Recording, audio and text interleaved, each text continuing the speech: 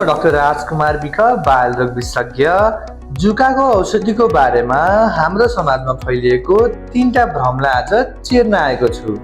पहिलो नम्बरमा जुकाको औषधि कुन उमेरदेखि खुवाउने हो? बच्चालाई जुकाको औषधि खुवाउनु पर्ने थियो, 2 वर्ष पुगेकै छैन भनेर सुनाउनुहुन्छ।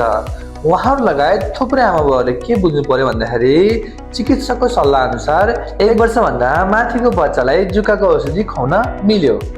दोस्रो भ्रम भनेको जुकाको औषधि त भर्खरै खाएको थियो, अब त 6 महिना नभइकन त खुवाउन मिल्दैन, ओभरडोज पो हुन्छ कि भनेर धेरै आमाबाउहरू चिन्तित हुनुहुन्छ। फेरि म के भन्न चाहन्छु भन्दाखेरि आवश्यकता पर्यो भने 3 दिन, 5 दिन, 7 दिन, कतिपय अवस्थामा त 30 दिनसम्म पनि लगातार जुकाको औषधि खुवाउन मिल्छ।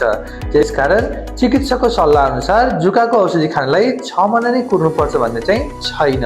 र तेस्रो भ्रम भनेको जुकाको औषध त मासुसँग खान मिल्दैन नि, आज त मासु ल्याएको छ घरमा खानै मिल्दैन भनेर पनि भन्नुहुन्छ। तर सत्य के हो भन्दाखेरि जुकाको औषधि अर्थात् अल्बेन्डाजोललाई फ्याटी मिल चिल्लो बढी भएको खानासँग खायो भने आन्द्राले जुन सोच्ने कुरा छ अरू बेला भन्दा 4 देखि 5 गुणा बढी सोच्ने गर्दछ। त्यसकारण जुकाको औषधि मासुसँग खाँदाखेरि वा चिल्लोसँग खाँदाखेरि पनि केही फरक पर्दैन।